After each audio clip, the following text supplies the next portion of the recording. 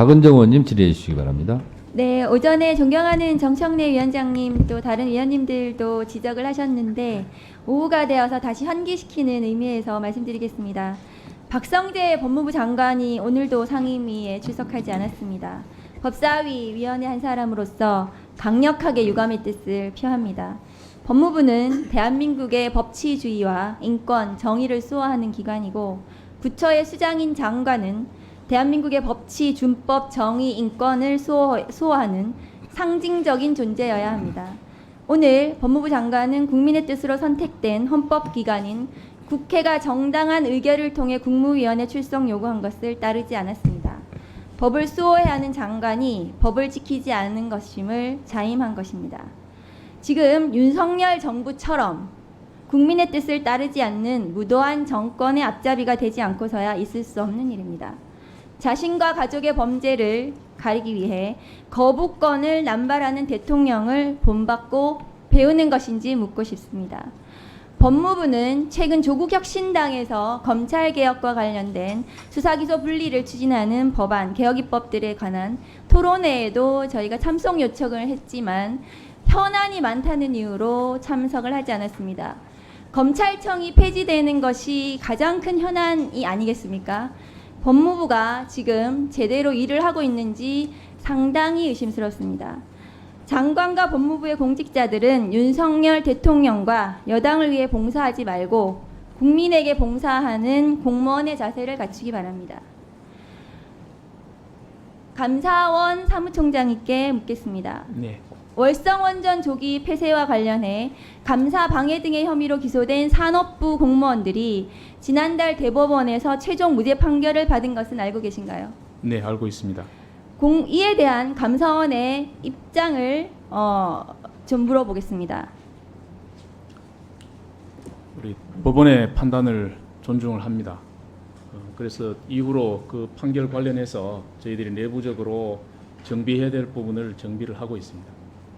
애초 이 수사는 감사원 감사 결과를 바탕으로 시작이 됐죠. 네, 그렇게 알고 있습니다. 당시 감사 결과를 알려주시겠습니까? 제가 이해하고 있기로는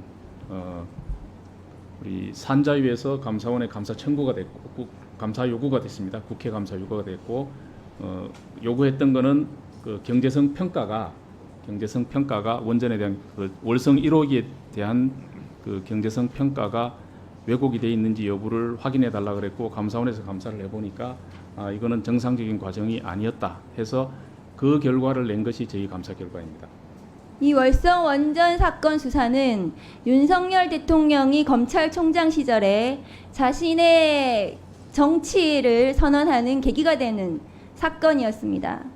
이 사건으로 감사원의 그 감사를 결과를 바탕으로 한 수사로 많은 그 공무원들이 대법원에서 무죄 확정을 받기까지 너무나 고통을 받았습니다. 당시 감사 결과는 당사자를 특정하지도 않은 채 문서도 없이 말로 자료 제출을 요구해놓고 공무원들이 이에 응하지 않았다는 이유로 감사 방해로 몰아붙인 감사원이 오히려 불법 행위를 한 것이 아닙니까? 저희들이 불법 행위를 한 것은 아닙니다.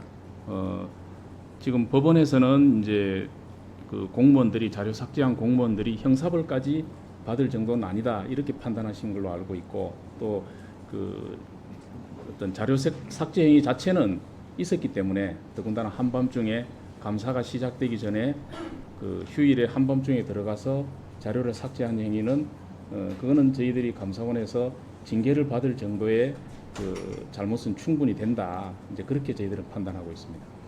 그 대법원 판결 읽어보셨어요? 네, 읽어봤습니다.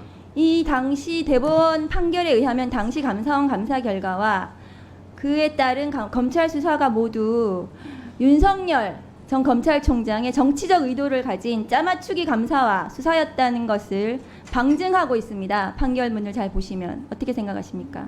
그 부분에 대해서는 좀 동의하기 어렵습니다.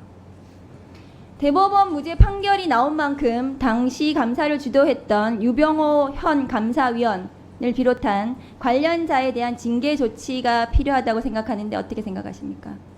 그 부분은 그 법원에서 판결이 나온 부분은 자료 삭제 행위가 이제 형사벌 대상이냐 하는 부분에 대해서만 얘기가 된 것이고 저희들은 그게 주가 아니고 애초에 그 월성 1호기에 대한 그 경제성 평가가 제대로 이루어졌느냐 하는 부분에 대해서 감사원은 그렇지 못했다는 감사 결과를 낸 것이 저희들이 거기에 대해서는 그 내용에 대해서는 아무 문제가 없었고 또 하나의 사유가 된 그 자료 삭제 행위 그 자체는 방금 말씀드렸듯이 분명히 있었던 것이고 그래서 그런 부분들에 대한 감사는 엄정하게 잘 이루어졌다 이렇게 저희들은 그 내부적으로 감사 결과에 판단하고 있습니다. 대해서는 아무런 변성이 없으시네요. 지금 그 억울하게 수사와 재판을 받은 산업부 공무원들은 부부가 암 투병을 하고 있고 몇몇은 해임까지 됐습니다. 여러 사람의 인생을 망쳐버렸다고 저는 생각하는데요. 감사원 감사로 시작이 됐습니다. 공식적으로 사과하고 책임을 져야 된다고 생각하는데 어떻게 생각하시나요? 그 방금 말씀드렸듯이 저희들의 감사는 정당하고 엄정하게 이루어졌기 때문에 그 부분에 대해서 저희가 사과할 일은 아니라고 생각합니다. 그 앞으로 이런 감사 계속 하시겠네요. 방금 말씀드렸듯이 이제 대법원에서 좀 저희 감사 절차에 대해서 지적하신 부분에 대해서는 저희들이 앞으로 더 개선해 나가는 작업을 지금 이미 하고 있습니다. 그 유병호 감사위원에 대해서는 현재 참여연대 등에 의해서 최 원장, 김 감사위원, 최 사무차장과 함께 전현희 전 국민권익위원장 감사 과정에서 공문서 위 변조 등 혐의로 함께 공수처에 고발된 상태입니다. 그러니까 수사 대상자인 거죠. 이 수사 결과에 따라서 직무 수행에 큰 차질이 빚을 것으로 보입니다. 인사 조치가 필요하다고 생각하지 않습니까?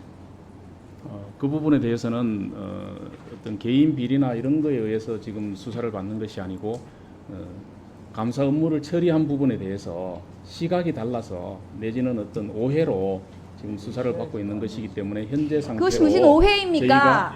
저희가 그것을 지금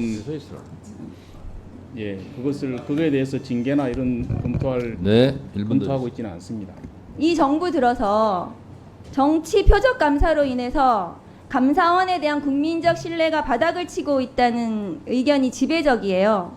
이에 대해서 지금 권익위의 김건희 여사 명품백 사건도 그렇고 권익위와 감사원이 어떻게 국민들에게 제대로 봉사할 것인가, 국민 신뢰를 회복할 것인가에 대해서 생각하고 성찰해야 된다고 생각합니다. 사무총장님 이에 대해서 답변하세요.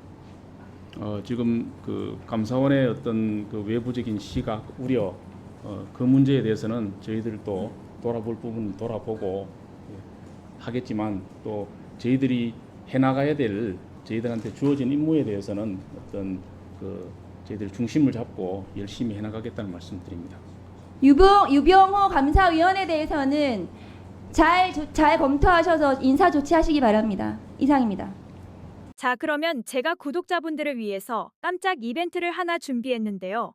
평소에 뉴스만 잘 챙겨보셔도 돈이 된다, 돈을 벌 수 있다라고 말씀을 드렸는데요. 자, 여러분들 여기 보시는 AI 관련 뉴스를 보게 되면 여러분들은 어떤 생각이 드시나요? 그냥 뉴스만 보고 끝내는지, 아니면 이 뉴스를 어떻게 이용할 수 있는지, 아니면 이 뉴스들이 어떤 정보를 나에게 가져다 주고 그 정보를 활용하는지를 되물어보고 싶습니다. 자, 그 이유가 뭐냐면 제가 지난 1월부터 여러분들께 뭐라고 말씀을 드렸었죠? 지금은 AI 사업에 관심을 가져야 한다. 이런 뉴스들만 보고 넘기지 말고 이 뉴스가 나에게 어떤 정보를 주고 나에게 돈을 벌어다 줄 수 있는지를 투자 쪽으로 생각을 해보셔야 한다 라고 말씀을 드렸습니다. 그리고 나서 이런 썸네일과 뉴스를 많이 보셨을 텐데요. 이런 AI 산업이 이슈가 됐을 때 전 세계 부자들은 어떻게 생각한다? AI 관련주는 뭐가 있는지, AI 수혜 관련으로 어떤 종목이 가장 좋은지, 어디에 투자해야 하는지와 어디로 돈이 몰리는지를 생각하기 때문에 그런 부분을 우리들도 잘 활용을 해야 한다라는 겁니다. 그 이유가 뭐냐면 부자들은 이런 이슈가 돈을 벌어주는 정보가 된다는 경험적 확신이 있기 때문에 부자들은 항상 이런 사회적 이슈를 통해 정보를 확보하고 이런 뉴스와 이슈를 관심 있게 챙겨본다라는 겁니다. 그래서 이번에도 마찬가지입니다. 제가 지난번에 시청자분들과 함께하는 주식으로 수익 내기 이벤트를 진행했었는데요. 당연히 100% 무료로 진행을 했고 여기 보시면 아시겠지만 지난번에도 저에게 구독이라고 문자 남겨주신 모든 시청자분들께 이렇게 AI 관련 수혜주 중에 가장 급등할 확률이 높은 한 종목.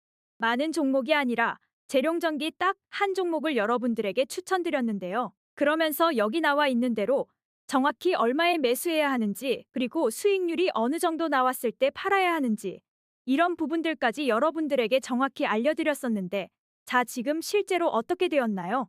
오른쪽을 보시면 아시겠지만 제가 2월 초에 문자로 이 재룡전기를 소개해드리고 나서 실제로 주가가 3배 이상 급등이 나와주었고, 그래서 당시에도 굉장히 많은 분들이 제가 드린 이 종목으로 수익을 내실 수가 있었을 텐데요.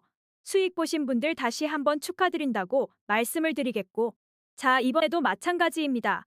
최근에도 지속적으로 이슈되고 있는 게 이 AI 관련 이슈이기 때문에 우리가 어떻게 생각해 볼 수 있다?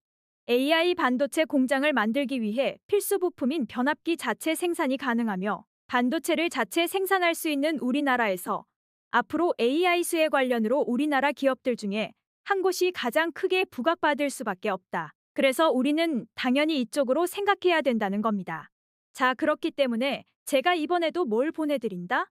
지난번과 똑같이 구독이라고 저에게 문자를 보내주시면 재룡전기처럼 이번에도 AI 관련주 중에 앞으로 대장주 역할을 하면서 주가가 가장 크게 급등할 한 종목을 구독자분들에게 종목명과 사고 파는 시점을 문자로 모두 알려드리겠습니다. 그래서 여러분들이 주식으로 돈 버는 연습을 한번 해보시라는 거고, 혹시라도 나는 주식을 하지 않는다라고 하시는 분들은 주변에 주식하시는 분들에게 추천을 해주셔도 되고, 연세가 있으셔서 투자가 어려우신 분들은 이 종목을 가지고 자녀분들에게 추천해 주시면서 이걸로 한번 수익을 내봐라, 이렇게 조언을 해주실 수도 있는 거겠죠?